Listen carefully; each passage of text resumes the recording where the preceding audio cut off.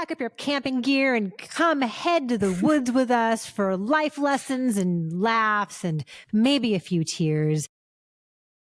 It is The Wild Robot, this beautiful star-studded DreamWorks animation film. It's going to be out in theaters on September 27th. We've got an early review for you because we're good like that. Alonso, what's it about? Do you need assistance? This is the latest film from Chris Sanders. He co-directed Lilo and Stitch and How to Train Your Dragon, and then I believe directed The Croods.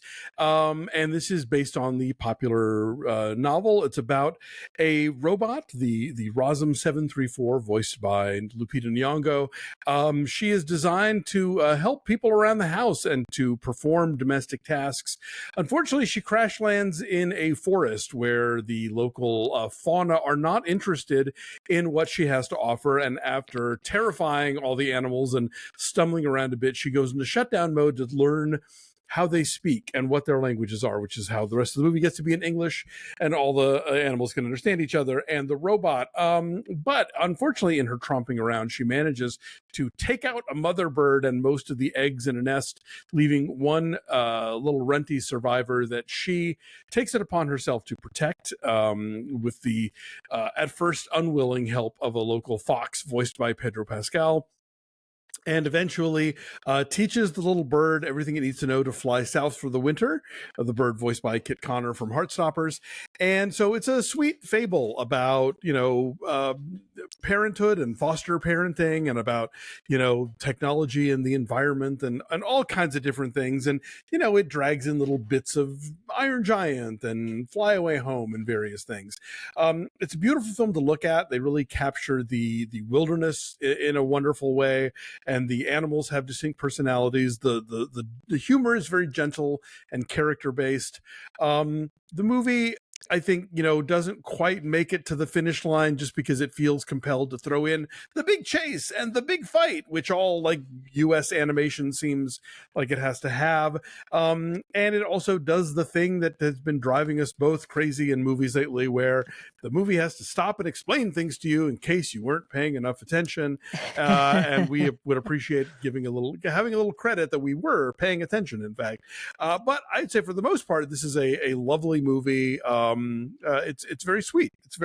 It's lovely, and it is family appropriate in a way that is a compliment. Yeah, no, it's absolutely gorgeous. And I loved this for a long time until I didn't. And I was swept away by the look of it and by just like the painterly approach to the animation. It feels like you're looking at brush strokes, like hands have actually touched this. And there's sort of an imperfect kind of wispy quality sometimes to it, that it, like with the light and just the variance of color in the forest and the detail on not just the animals, but on the robot as well. Because so much happens to Roz over the course of time, and what the weather does to her, how her body changes, and then like what she can do is so grass and flowers. What she can do too is just so cool, like the way that her body moves and all the variables there. I brought Nick with me because I love taking him with me to movies. He's my little baby bird, and we loved it for a long time. But it reaches a point where it spells everything out in ways that we were physically cringing and rolling our eyes. The Bill Nye goose exists solely to beat you over the head and tell you things. And he'll begin a sentence. He's like the leader of the flock heading south. He'll begin a sentence and like, where it's going. And it's like, oh no, Bill Nye, don't do it. No, don't say what you're going to say next. Oh, you said it. Oh God. It's so painfully on the nose. And it's like, give audiences credit, even young audiences credit, including children, being able to glean those messages from just the way the characters interact and the adventures that they have and the mistakes that they made and the lessons they learned. Like let us all figure it out together and take us on that emotional journey without spelling it all out. So it really loses me there. I also have some questions about the way some things resolve themselves ultimately, in terms of like, how does the ecosystem continue after the film ends? And also just some choices that the robot makes. There's some logic questions I have there, but I thought it was lovely. also because it's not totally gentle all the time. Like True. it goes to some weird places with the humor, and maybe little kids won't get that, but Yeah. it's kind of twisted and kind of dark in dark, ways that yeah. I'm like, oh, great.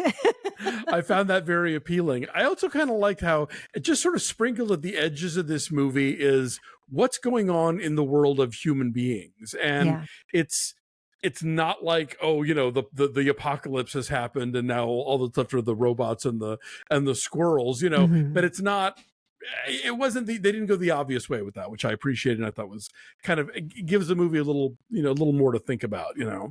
Yeah, and the design there is totally distinct and different Yes. and beautiful and gleaming and detailed, all that too.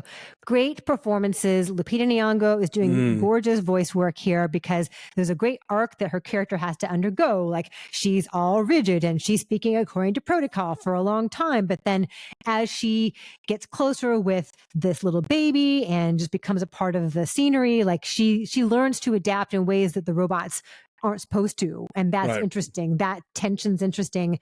And then conversely, the Pedro Pascal fox, you know, is like a wily fox. And it's a very spirited and kind of naughty, playful performance.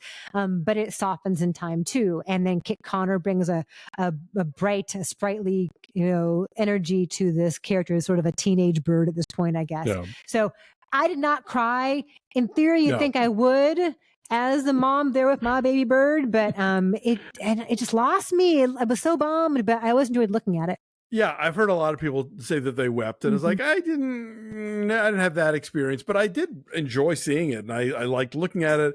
The performance was great. Catherine O'Hara as the possum mom is Always just good. perfect.